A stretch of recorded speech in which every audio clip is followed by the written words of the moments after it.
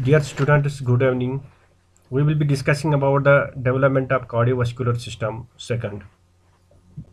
So topic is to be discussed today: introduction of vascular development, development of arterial system, development of venous system, fetal circulation, circulatory changes at birth. Introduction to vascular development. Vessels develop by two steps. First is the vasculogenesis. Here, blood vessels develop by coalescence of the angioblasts. That means angioblasts develop from the precursor cells, which are the mesenchymal cells. Angiogenesis. Blood vessels sprout from the existing vessels. So in this diagram, we can see the vasculogenesis and the angiogenesis. The upper one is the vasculogenesis. Here, first of all, we have the blood islands, which form the endothelial progenitor cells. These then fuse together, join together. Later on, they form their islands form lumen and form a sort of network. They are known as vasculogenic network. Then this changes into a tubular structure, and these steps happen under the influence of fibroblast growth factor. The second step develops because of the vascular endothelial growth factor, which acts by two receptors. Receptor 2 acts at this stage, and receptor 1 acts at this lumen stage, where it gets transformed into the tubular structure. Then we have the angiogenesis. While the first step, vasculogenesis, is for the formation of the large vessels, angiogenesis for the smaller vessels, which sprout from the existing vessels like this. First a bud appears, then a vessel grows from that. Now we will take up the development of arterial system. Learning objectives here: review of the divisions of the heart tube, major embryonic arterial channels, aortic arches, development of main arteries, axis arteries of the limbs. So here we have the aortic heart tube, which is formed by the fusion of two endothelial tubes after the embryo is folded, lateral folding of the embryo, and it is divided from above downwards into bulbous cords, primitive ventricle, primitive atrium, and sinus venosus. Upper end is the arterial end, and the lower end is the venous end. Now, major embryonic arterial channels: dorsal aorta, aortic arches, umbilical arteries, vitelline arteries. This diagram shows the different arteries.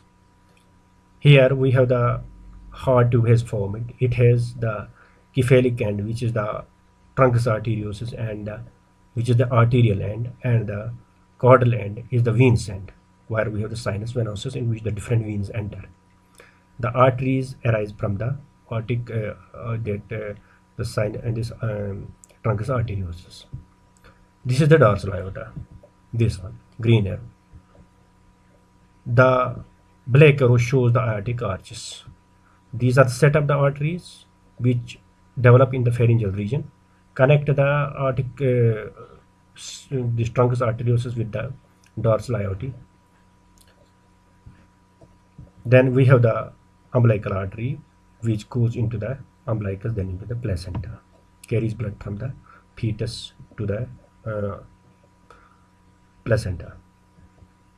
Then we have the vitelline arteries, which are in the yolk sac, which grow towards the yolk sac. Dorsal aorta, major embryonic arteries, arterial channel. Initially two dorsal aorta develop from blood islanders which appear close and parallel to midline. From fourth to fifth lumbar vertebra, the dorsal aorta fuse, forming single channel. The cranial parts above remain separate, forming separate dorsal aorta. The dorsal aorta arise from the aortic sac. The aortic sac is the cranial most expanded part of the truncus arteriosus, which has this aortic sac has a main body, right and left horns. Now here we see the different structure of the dorsal aorta in two views. One is the lateral view and another is the frontal view. In the lateral view, we have this violet color is the dorsal aorta, In the cranial end, it forms the aortic arches over here. Then here we have the vitelline arteries, and here we have the umbilical arteries. This is when we see frontal view, the upper two, the dorsal aorta above divides into right and left dorsal aortes here. And this is the truncus arteriosus. Upper expanded part is the aortic sac, which are connected with the dorsal aorta by means of set of arteries, which correspond to the number of pharyngeal arches. Basically, we have 6 pharyngeal arches, but the fifth disappears early, so only 5 arches remain there, aortic arches. So the fifth one either does not develop at all or it disappears early. Then we have the dorsal aorta, single dorsal aorta in the trunk up to the fifth lumbar vertebrae. Then it again divides into 2 distally. So branches of the dorsal aorta. We have the dorsal aorta. First of all, it has 2 sets of branches. One is the visceral branches, they are the splanchnic branches, and the parietal branches are the dorsolateral branches. These are intersegmental. The visceral or splanchnic branches, there are 2 types, anterior and the lateral. The anterior splanchnic branches pass to the yolk sac, where they are called as vitelline arteries. They join together to form the arteries of the primitive gut, like with the celiac trunk, the superior mesenteric artery and the inferior mesenteric artery. While at the lateral splanchnic arteries, they grow towards the intermediate mesoderm, from which the renal system and genitourinary system develops. So it gives rise to lateral splanchnic arteries, give rise to renal arteries, suprarenal arteries, and the gonadal arteries. Now there occurs anastomosis between the splanchnic arteries. Anterior anastomosis forms hepatic and right and left gastric arteries, while as posterior anastomosis gives rise to gastroepiploic and pancreaticoduodenal arteries. So branches of the dorsal aorta. 4 groups of again, now we have discussed about the branches, the splanchnic branch we have discussed it. Now we will discuss about the parietal branches, which are also known as the intersegmental, or they are dorsolateral and they are intersegmental. There are 4 set of groups, and in total are about 29 to 30 pairs. So we have 7 cervical. First 6 give rise to vertebral arteries. So remember this point. 7th contributes to subclavian artery on the right as well as the left sides. 12th thoracic give rise to posterior intercostal and subcostal arteries. We have 5 lumbar intersegmental arteries. The upper 4 lumbar arteries develop from the upper 4 lumbar intersegmental arteries, while as the 5th one contributes to the internal iliac arteries. Iliac arteries, not internal iliac. 5 sacral intersegmental arteries give rise to lateral sacral artery. So here what we can see, that we have the dorsal aorta here. Here we have the aortic arches. We have, this is the heart tube. Here we have the umbilical arteries. Here the dorsal aorta in the upper region is to the right and left, which has different set of the aortic arches over here. They are shown 6, but basically they are 5, because the 5th one disappears or it doesn't develop at all. Then lower down we have the intersegmental arteries here. So the intersegmental artery, this is the representation. This diagram is the representation of the intersegmental arteries. What we see here, we have the gut tube. Then here we can see the dorsal aorta, from which the intersegmental artery arises. It gives divides into anterior branch and the posterior branch. The posterior branch supplies the posterior portion of the trunk, the skin, muscles, etc., and the fascia, and it also gives a spinal branch which supplies the vertebral canal, ligamentous, spinal cord, and the root of the spinal nerve. Now we will discuss about the umbilical arteries. They carry oxygenated blood from fetus to placenta, deoxygenated blood from fetus to placenta, arise as terminal division of the dorsal aorta. The 5th intersegmental arteries anastomose with the corresponding umbilical arteries. Now the umbilical artery has a dorsal and a ventral root. The ventral root is the main umbilical artery. The ventral root of umbilical artery then disappears. The dorsal root forms the common iliac artery. The main umbilical artery gives rise to the internal iliac artery in the pelvis. The distal part continues as the umbilical artery. After birth, the distal part of the umbilical artery obliterates, forming the median umbilical ligament. Now, from these two diagrams, we can understand the umbilical arteries. So, this is the stage where almost full development has occurred, but it is just before the birth.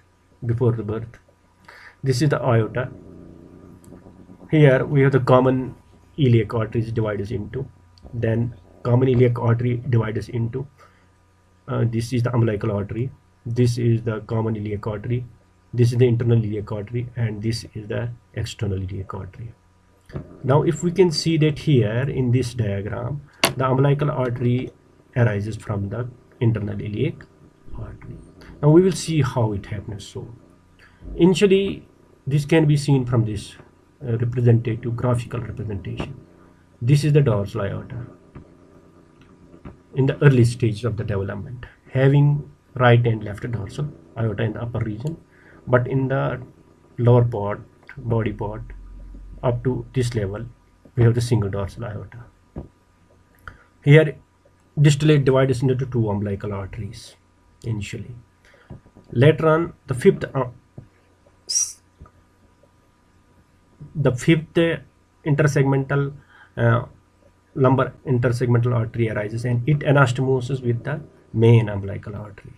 So at this stage we can see that the umbilical artery has two roots: the dorsal root formed by the fifth intersegmental artery, and the ventral root means it is original root, and it then forwards continues as the umbilical artery.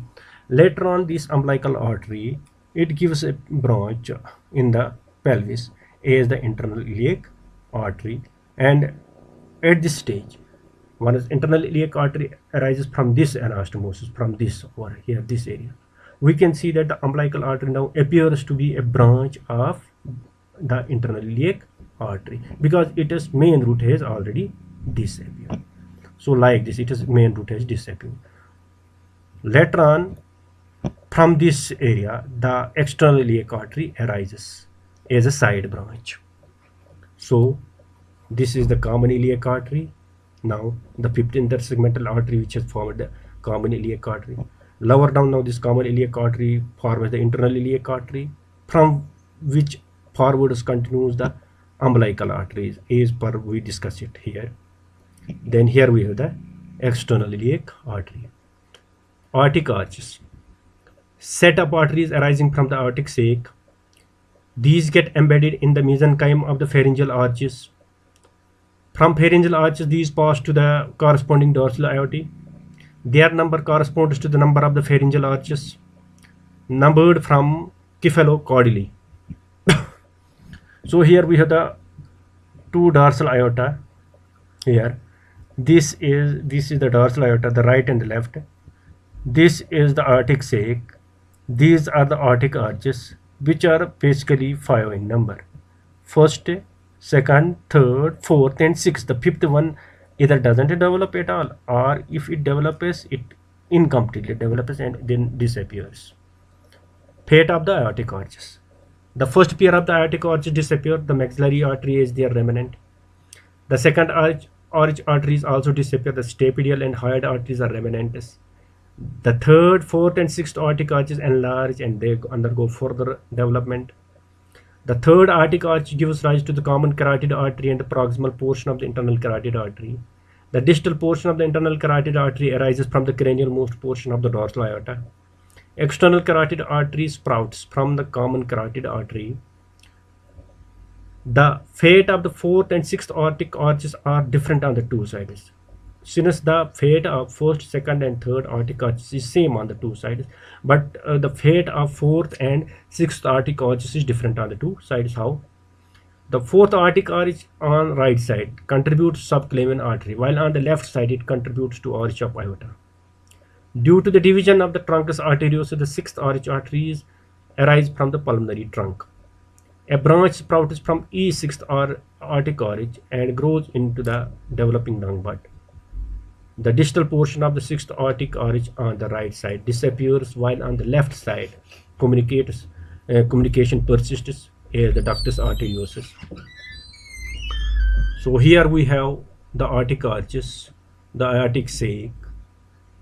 These are the two dorsal aortae. So what happens in this illustration? We can see in this illustration what we see, we have this is the dorsal aorta, this is the truncus arteriosus, which has now divided into the pulmonary trunk and the aorta. Now upper expanded part of the aorta is the aortic sac, which has two horns, the body, two horns, the right horn, the left horn. Then we have different aortic arches. This is the first, this is the second, this is the third, this is the fourth, fifth incompletely developed, the sixth one is this. And there is a communication between the third and fourth arches is known as ductus caroticus. Sometimes an objective question can ask it about ductus caroticus is a communication between which arch arteries. Then the first set of the arch arteries, they disappear. Then second set of arch arteries also disappear. Then what happens? The ductus caroticus also disappears. Then pulmonary arteries arise from the sixth arch arteries on either side. So near the proximal end of the sixth arch arteries, an artery sprouts toward the lung bud, and they form the pulmonary arteries. Then the right dorsal aorta disappears. Then the right sixth arch artery also disappears, while the left persists as a communication between the left pulmonary artery and the descending aorta over here. This is the ductus arteriosus.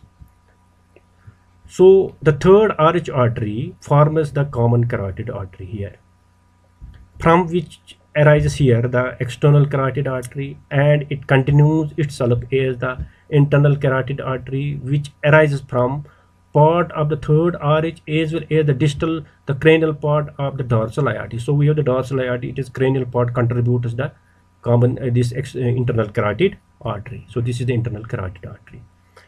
The external carotid artery arises as a side branch from the common carotid artery. This is the seventh intersegmental artery. Now this seventh intersegmental artery on the right side, along with the fourth arch artery, gives rise to the right subclavian artery. But on the left side, it is only the seventh intersegmental artery which gives rise to the left subclavian artery. No contribution from the fourth arch artery. The fourth arch artery contributes to the formation of the arch of the aorta on the left side. So fate of the aortic sac. The aortic sac has main body and two horns. The right horn forms the brachiocephalic trunk. The body and left horn of the aortic sac contribute to arch of the aorta. Conclusion drawn from the knowledge of the aortic arches is development of the carotid arteries, development of brachiocephalic trunk, development of arch of the aorta, development of the pulmonary arteries, and ductus arteriosus. So here we can see the aortic sac is over here. The right horn forms the brachiocephalic trunk. The main body, right horn, forms the arch of the aorta up to the origin of the common left common carotid artery. Then beyond that, the arch of the aorta is formed by the fourth arch artery on the left side. So here we have the arch of the aorta. Here we have the brachiocephalic trunk. We have the right subclavian and common carotid artery, then left subclavian, common carotid and left subclavian arteries. Discuss about the axis artery of the limbs. So axis artery is, these are the arteries, they grow into the limb bud. The main arteries of limbs are derived from them. They are called axis arteries because they run along the axial line of the limb. Subclavian artery is the axis artery of the upper limb and represented by axillary artery, brachial artery, anterior interosseous artery, deep palmar arch. Subclavian artery itself develops from the 7th cervical intersegmental artery. Similarly, in the lower limb, the common iliac artery is gives the axis artery of the lower limb, and common iliac artery develops from the 5th lumbar intersegmental artery, and it is represented by inferior gluteal artery, companion artery of the sciatic nerve, which is also known as arteria campania nerva sciatica, proximal part of the profunda femoris artery, distal part of the peroneal artery, and deep plantar arch. So in this diagram we see the aorta. From the aorta we have the 7th intersegmental artery, cervical intersegmental artery, which gives rise to the axis artery of the lower upper limb. And would consider the other arteries like the radial artery, anal artery, profunda brachii artery.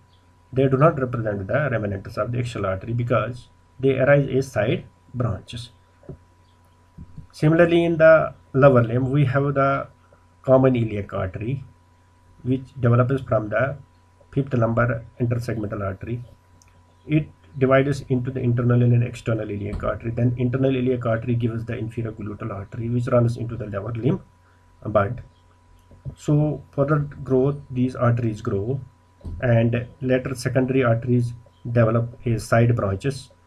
These then take over the blood supply to the lower limb. Like we have the external iliac artery, which is the dominant artery of the lower limb, but it does not represent the axis artery because it arises as a side branch. So other artery which represents the remnant of the axial artery of the lower limb, we have the proximal popliteal artery and the distal part of the peroneal artery. Now we have the development of the venous system. Main objectives of the discussion here are major primary embryonic venous channels, secondary embryonic venous channels, summary of the development of the vena cava. So primary embryonic veins, they are the first formed veins. We have 3 pairs of primary embryonic venous channels. These venous channels open into the corresponding horns of the sinus venosus. Common cardinal veins from the body. So these primary embryonic venous channels are the common cardinal veins from the body wall, vitelline veins from the yolk sac, umbilical veins from the placenta. So here what we have the different these primary embryonic venous channels. First we have the common cardinal vein. Here this is the common cardinal vein which drains into the sinus venosus. This is the heart tube, and here we have the venous end, here we have the sinus venosus. The common cardinal vein is formed by the anterior and the posterior cardinal veins. They join together. Then we have the from the yolk sac the vitelline vein and the umbilical vein which carries the oxygenated blood. Then we will discuss about these veins one by one. Common cardinal veins. Anterior and posterior cardinal veins form the common cardinal vein. Left brachiocephalic vein formed from the anastomotic channel between the anterior cardinal veins. The left common cardinal vein disappears while right common cardinal vein continues to contributes to superior vena cava. Left posterior cardinal vein disappears except a portion of its proximal part which forms left superior intercostal vein. Similarly, major portion of the right posterior cardinal vein also disappears, but its cephalic portion contributes to azygous vein. So here we have the diagram showing the embryonic venous channels. This is the common cardinal veins. Here these are the cardinal veins. We have the anterior cardinal vein from the head and neck and upper extremity. From the trunk and the lower extremity, we have the common cardinal veins. These posterior cardinal veins. Now the posterior and anterior cardinal veins join together to form a short stem, which is known as common cardinal vein. And common cardinal veins, they enter both on the respective horns of the sinus venosus. Now we have again this in this diagram. We have these are the posterior posterior cardinal veins. Now these posterior cardinal veins first disappear. Say for example, now before that a channel appears, an anastomotic channel appears between the 2 anterior cardinal veins. This anastomotic channel, this one, is the later on forms the brachiocephalic vein, the left brachiocephalic vein. Then the posterior cardinal veins disappear, the right as well as the left. Only the left part of the left remains, the terminal part of the left remains, which contributes to formation of the azygous vein. Similarly, portion of the terminal part of the this not left right sorry right portion of the right common posterior caudal vein forms the terminal part of the azygous vein. Similarly, the terminal part of the left posterior caudal vein, it contributes to the formation of the superior intercostal vein, which drains the first and second intercostal these veins. Then the major portion of the right anterior caudal vein, this one, just proximal to beyond this anastomotic channel disappears. Then right common caudal vein also disappears, this one. So only what remains is the left common caudal vein disappears, and what remains the right anterior caudal vein, right posterior this terminal part of the right posterior caudal vein, and right common caudal vein. They persist. The right common caudal vein persists, while the left common caudal vein this obliterates or disappears. So next we have the vitelline veins. The vitelline veins arise from the yolk sac. They initially form anastomosis around the duodenum. Portal vein develops from these anastomosis. While passing through the septum transversum, these interact with liver cords and form liver sinusoids. The blood from these sinusoids passes to developing heart through hepatocardiac channel. The left hepatocardiac channel disappears. The right hepatocardiac channel expands. Hepatic veins, hepatic vein, hepatocardiac part of the inferior vena cava develops from the right hepatocardiac channel. Now we have here the these have the we have the vitelline veins, the two vitelline veins, the right and the left vitelline vein. They anastomose in the front of the duodenum. What happens later on? The left vitelline vein, almost it disappears, most of it, but only the posterior anastomosis remains. So right this vitelline vein along with this posterior anastomosis form the portal vein. Then this portal vein has two divisions, right and left division. The left division receives the umbilical vein. We will discuss that later on. Now while they enter into the liver and into the this septum transverse, the liver cords have developed there, grown there. So while they interact with them, they undergo what is known as they break into sinusoids. Now later on, their blood is then directed through two channels, right and left hepatocardiac channels, into the sinus venosus. But since the left horn of the sinus venosus disappears, so this blood is then whole of this blood is directed to the through the right hepatocardiac channel, which then later on forms the hepatic segment of the inferior vena cava. The blood from the liver then converges into three separate veins. They are known as hepatic veins: the right, left, and the middle hepatic. So we will discuss about the umbilical veins. Right umbilical vein disappears early. Left umbilical vein enters the left branch of the portal vein. The blood from the umbilical vein is directed to the inferior vena cava by development of ductus venosus. After birth, the umbilical veins obliterate and form the ligamentum teres hepatis. The ductus venosus also disappears and forms ligamentum venosum. So here we can see the umbilical veins. Here, this is the right umbilical vein. This is the left umbilical vein. The right umbilical vein is narrow and it disappears early, so it its function is carried over by the left umbilical vein, which carry the oxygenated blood. Then it enters into the liver. There it interacts with the portal vein formed from the vitelline veins, and it gets connected with the left branch of the portal vein.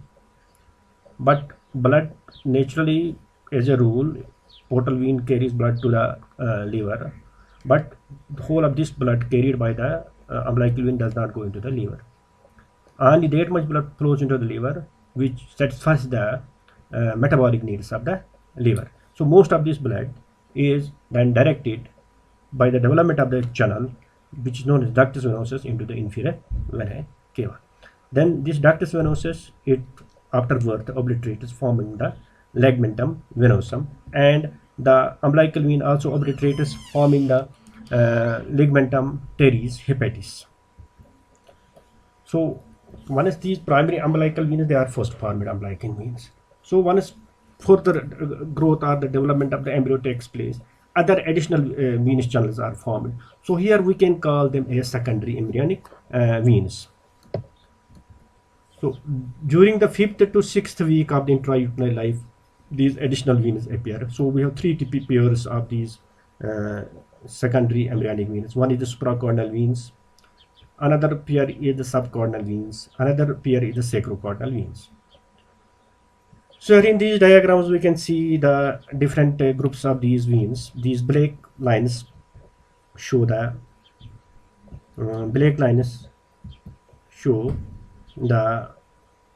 subcornal veins. They develop in relation with the kidneys and give branches to later on drain blood from the kidneys, shown by this arrow, the reddish pinkish arrow. Then these veins outside these subcornal veins, outside these veins, the serrated ones or the striated ones, they are the supracornal veins, shown by this green arrow. Then toward the caudal portion, here we have another group of the veins develop which take over the function of the caudal part of the posterior caudal veins. They are known as sacrocaudal veins, shown by this blue arrow. Then we have the supracornal veins. They receive blood from the body wall by way of intercostal veins, take over the function of the posterior caudal veins. The right caudal vein forms azygous vein. Accessory azygous and hemiazygous veins develop from the left supracornal veins. So here we have the these supracornal veins. These are the supracornal veins over here. These are the supracornal veins. So these supracornal veins, what happens to them? These are the supracornal veins, and in this diagram we have the posterior caudal veins. Most of them disappear. Only portion of the terminal portions of these remain. The right supracornal vein forms the most part of the the azygous vein. The left supracornal vein forms the accessory azygous and hemiazygous veins. Now these two are connected by a channel, so that the accessory and hemiazygous veins, they later on drain into the azygous vein. So here if we can see the azygous vein, this is the azygous vein, and here we have the accessory azygous and hemiazygous veins on the left side. The azygous vein, most of it develops from the right supracornal vein, and its terminal part, this part, develops from this portion of the right posterior caudal vein, which persists. Rest of the right supracornal right posterior caudal vein disappears, while as the accessory azygous and hemiazygous veins, they develop from the left supracornal veins. Subcornal veins develop in relation to mesonephros. The right and left subcornal veins are connected by an anastomotic network called renal collar. The anastomosis forms left renal vein. Then left suprarenal and left caudal veins develop from left subcaudal veins. The right subcaudal vein forms the renal segment of the inferior vena cava. So here we have the caudal veins. Then in relation to the caudal venous, we have the subcaudal venous develop, just in relation with the intermediate mesoderm over here. Later on what happens? They are connected by an anastomosis. This anastomosis is known as the renal collar, from which the left renal vein develops. Later on, the most of this left subcaudal vein disappears. So it disappears. So what remains is two vertical channels. They represent the suprarenal vein, left suprarenal vein, and the left gonadal vein. So left suprarenal and left gonadal vein, they are the remnants of the left subcaudal vein, while as the right subcaudal vein persists, develops into the renal segment of the inferior vena cava, and this anastomosis forms the left renal vein. So here what we can see, this is the subchordal venous, the right subchordal vein forms the this portion, the renal portion of the inferior vena cava. The anastomosis, this anastomosis forms the left renal vein, and the left subchordal vein, its remnants are the left suprarenal and the left gonadal veins. And we can see in the later life, the left renal vein and the left suprarenal, the left gonadal and the left suprarenal vein, they drain into the left renal vein. This is the basis for them, why they drain into it. So here we can see the different parts of the inferior vena cava: hepatic portion, the renal portion, and the caudal portion. So this renal portion develops from the right subcaudal vein. Now sacrocaudal veins. So they drain the lower extremity. Left common iliac vein develops from the anastomosis between the right and left sacrocaudal veins. Major portion of the left sacrocaudal vein obliterates. The right sacrocaudal vein develops from caudal segment of the inferior vena cava. So here what can see in this diagram, the graphical representation, this line diagram over here at the end of this diagram, the yellowish one, they represent the sacrocaudal vein. This is the right sacrocaudal vein, we have the left sacrocaudal vein. They are connected by an anastomosis. So this anastomosis forms the left common iliac vein. Now this portion of the left sacrocaudal vein disappears. So only this anastomosis remains, which forms the left common iliac vein. The rest lower extremity blood is carried by these venous channel, the inter and external iliac veins, which will then form the left common vein. But in some cases it is some authors do mention, according to some these authors, the caudal portion of the caudinal venous, they remain there, posterior caudinal veins. They don't mention about the development of these sacrocaudinal veins. But according to our what we have seen, that the posterior caudinal veins in the caudal portion, they are replaced by these sacrocaudinal veins. So this right sacrocaudal vein forms the caudal segment of the inferior vena cava also. So here this is the last is the caudal segment of inferior vena cava, which develops from the right sacrocaudal vein. So inferior vena cava has three segments: the hepatic segment from the right hepatocardiac channel, hepatocard, and this renal from the right subcaudal vein, and the caudal segment from the right sacrocaudal vein. So we will summarize the development of the vena cava. We have the superior and inferior vena cava. Superior vena cava develops from terminal segment of the right anterior caudinal vein. From right common caudinal vein, the inferior vena cava develops from three sources: caudal segment from the right sacrocaudinal vein, renal segment from the right subcaudinal vein, and hepatic segment from the right hepatocaudinal channel. So here we can see the superior vena cava. This is superior vena cava, right, the late arrow. Now it develops from the right anterior caudinal vein and from the right common caudinal vein. And the inferior vena cava, its caudal segment develops from the right sacrocaudinal vein. The renal segment develops from the right subcaudal vein, while the hepatic segment develops from the right hepatocardiac channel. The left hepatocardiac channel disappears. Now fetal circulation. Umbilical veins carry oxygenated blood from the placenta, 80% saturated with oxygen. Places where shunting occurs during intrauterine life. One is ductus venosus, another is foramen ovale, another is interventricular foramen, and another is ductus arteriosus. So let us see this fetal circulation. This red one over here, we have first of all we have the placenta.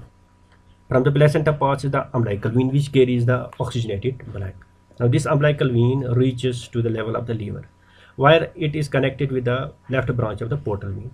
But the blood carried by this umbilical vein, only very small portion, say about 5 to 10%, goes into the liver to satisfy the metabolic needs of the liver. The rest is shunted from this to the inferior vena cava directly by development of this channel. This channel is known as the ductus venosus.